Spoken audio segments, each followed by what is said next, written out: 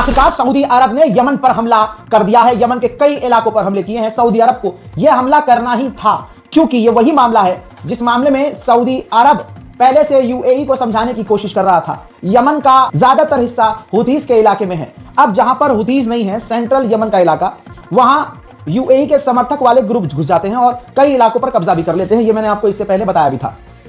Saudi अरब Yemen की सरकार को सपोर्ट करता है।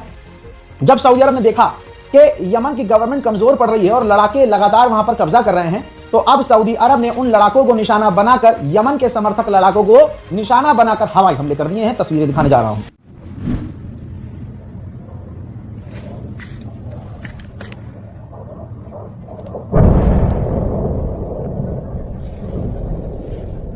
الآن ضربه طيران مباشر. شوف مباشر الآن طيران سعودي يضرب معسكر الحب، معسكر نحب الآن مباشر.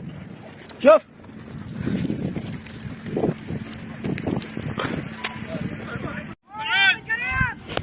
هذه آخر معاقل بن حدريف، معسكر تم السيطرة عليه بالكامل.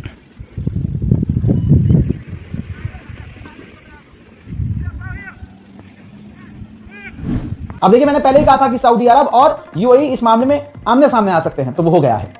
सऊदी अरब ने बिल्कुल नाम लेके कहा है यूएई का कि यूएई अपने समर्थक लड़ाकों और समर्थक फौज को यूएई यमन से बाहर निकाले। ये सरासर यूएई गलत चीज कर रहा है और गलत का समर्थन कर रहा है, जिससे यमन के अंदर जो है अनस्टेबिलिटी पैदा हो गई है। हम लोगों को शियों से बड़ी दिक्कत है भाई।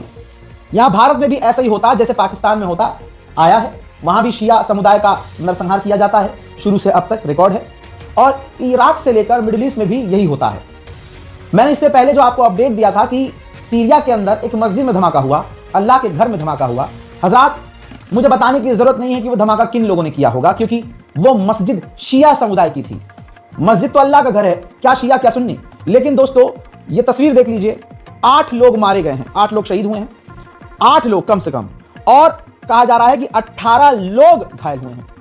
मस्जिद का नाम है इमाम अली इब्न अबी तालिब। दोस्तों, वदी अल दहब के इलाके में यह मस्जिद मौजूद थी। शिया समुदाय को निशाना बनाकर वहां यह धमाका किया गया। अब जाहिर सी बात है, इन लोगों से नफरत है, चाहे भले वो मुसलमान हैं।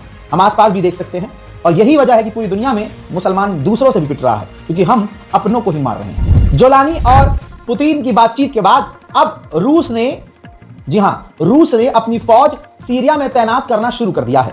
पहले रशिया तैनाती कर रहा था तो इजराइल विरोध कर रहा था, लेकिन कल इजराइल ने पुतिन से भी बात की है, यानी रशिया से डील कर ली है, और उसने एक्सेप्ट कर लिया है कि तुर्की तो फिर भी हमारे लिए खतरा है, लेकिन अगर रूस की फौज तैनात होती है तो यह हमारे लिए सीरिया में कम खतरा होगा। हज़रात, सोमालिया का हिस्सा काट दिया गया और सबसे पहले इजराइल ने अप्रूवल दिया। तो ये देखिए, सोमालिया लैंड को अप्रूवल देने पर, मान्यता देने पर सोमालिया की गवर्नमेंट ने इसका ऑफिशियली विरोध किया है।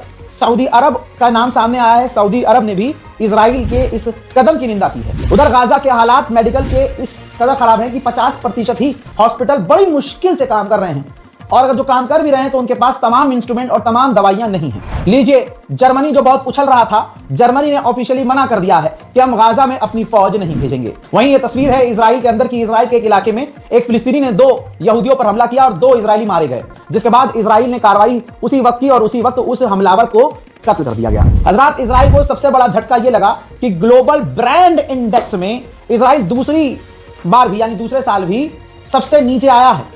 यानी वहां देश पैसा इन्वेस्ट नहीं करना चाहते, नुकसान होगा, वहां लोग नहीं जा रहे हैं, टूरिज्म इजराइल का फेल हो चुका है, इजराइल की ब्रांडिंग काफी बेकार हो चुकी है, इजराइल से लोग दूर भाग रहे हैं, इजराइल के प्रोडक्ट्स में भी लोग इंटरेस्ट कम ले रहे हैं। इस वजह से ग्लोबल इंडेक्स में एक बार फिर से दूसरे साल भी इजराइल सबसे निचले स्तर पर आ रहा है। यूरोपीय यूनियन और फिलिस्तीन अथॉरिटी दोनों मिलकर राफा क्रॉसिंग बॉर्डर चलाएंगे, इस बारे में फाइनल डिस्कशन हो चुका है। मेरे दोस्तों, आपको बताना चाहूंगा, ये अलर्ट है, वार्निंग है। इलाके में घमासान छिड़ने वाली है, छिड़ी तो चुकी है, लेकिन इजराइल ईरान पर हमला करने के लिए तैयार है। इजरायली मीडिया ने दावा किया है कि वहां के ऑफिशियल्स ने यह क्लियर कह दिया है कि नेतन्याहू मनाने के लिए ट्रंप को जाने वाले हैं अमेरिका, और वो मनाएंगे कि ईरान पर हमला किया जाए, क्योंकि ईरान न्यूक्लियर पावर प्लांट दोबारा शुरू कर चुका है और भारी तादाद में जो मास प्रोडक्शन वो मिसाइलों की कर रहा है, यह हमारे लिए खतरा है। इजरायली ऑफिशियल का कहना यह है कि अगर ईरान ने अपनी ताकत सिर्फ मिसाइल की इस्तेमाल की और अपने हमले जो मिसाइल के हैं वो अगर भारी मात्रा में हम पर कर दिए तो हम पर ऐसा इंपैक्ट होगा जैसा हम पर एक न्यूक्लियर हमला हो गया हो, छोटा न्यूक्लियर हमला।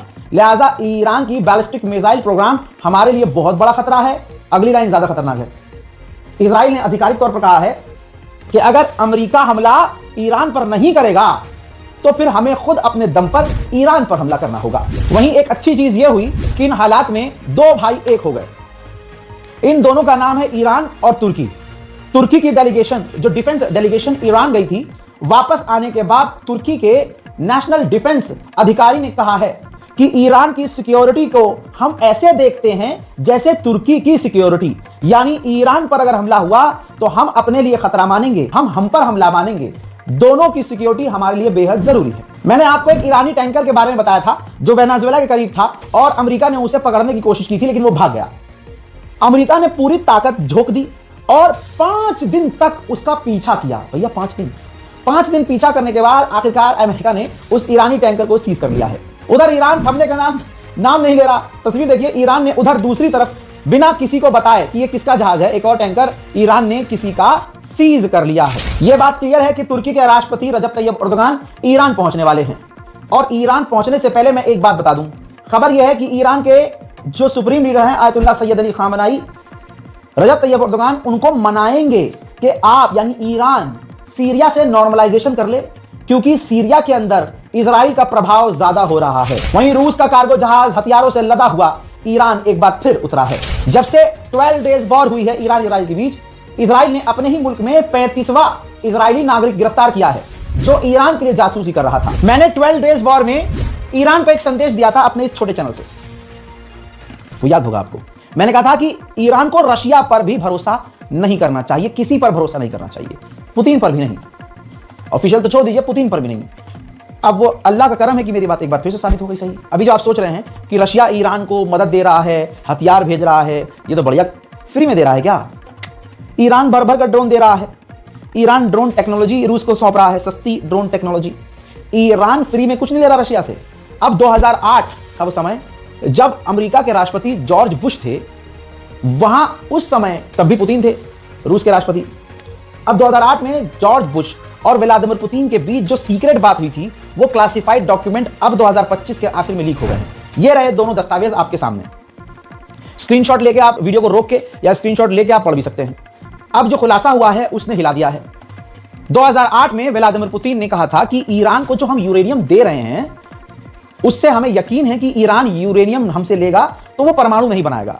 हालांकि इस बात में मुझे कोई शक नहीं हो रहा कि ईरान परमाणु बनाना चाहता है, ये पुतिन ने कहा था। देखिए दोगले को, पुतिन ने 2008 में जॉर्ज बुश से डायरेक्टली ये बात कही कि हम चाहते हैं कि ईरान का, यानी मैं चाहता हूं कि ईरान का मिसाइल प्रोग्राम, उसकी जो बैलिस्टिक मिसाइल प्रोग्राम है जो तेजी से आगे बढ़ रहा है, वो रुक जाए। साथ ही उसी वक्त व्लादिमीर पुतिन ने 2008 में यह खुलासा इस क्लासिफाइड डॉक्यूमेंट से हुआ है और यह सबूत रजाग्राफी आपके सामने रख रहा है। पुतिन ने यह भी कहा था जॉर्ज बुश से कि हमें सबूत मिले हैं कि ईरान को परमाणु हासिल करने में पाकिस्तान मदद कर रहा है, पाकिस्तान के वैज्ञानिक, पाकिस्तान ओरिजिन के लोग ईरान की मदद कर रहे हैं। जॉर्ज बुश ने 2008 में यह भी कहा कि जो ईरान के लोग हैं वो सनकी हैं, खतरनाक हैं।